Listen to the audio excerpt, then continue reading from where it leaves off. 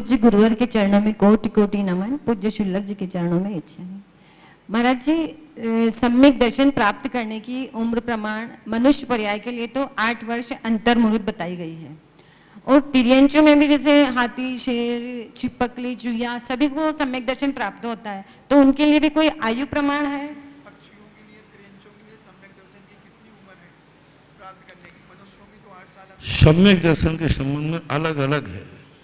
तिर्यंचों में सम्मूर्छनों में अंतर्मुहूर्त के बाद, कुछ जानवरों में मास प्रतिकत्व लिया, मुहूर्त प्रतिकत्व लिया, वर्ष प्रतिकत्व भी लिया है, तो उनकी अलग अलग प्रकार की व्यवस्था है।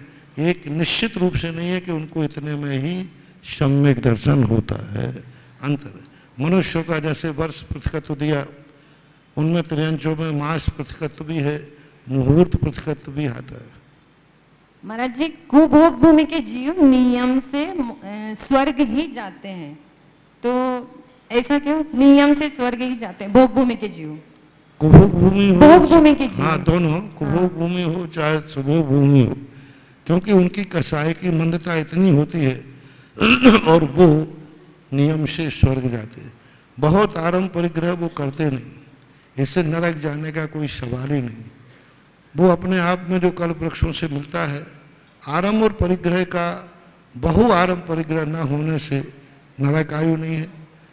अति निकृष्ट मायाचारी न होने से, क्योंकि वहाँ मायावी रूप होता नहीं, इसलिए पंच पाप, सप्त विषय आदि वहाँ नहीं होते हैं जो दुर्गति के कारण होते हैं, इसलिए उनका देव है। दूसरी बात, उनका नियोग है। तीसरा कारण है, उनकी लेस्या इतनी निकृष्ट नहीं होती है कि वो नरक आदि को प्राप्त हो जाए। नमोस्तु महाराज जी, नमोस्तु।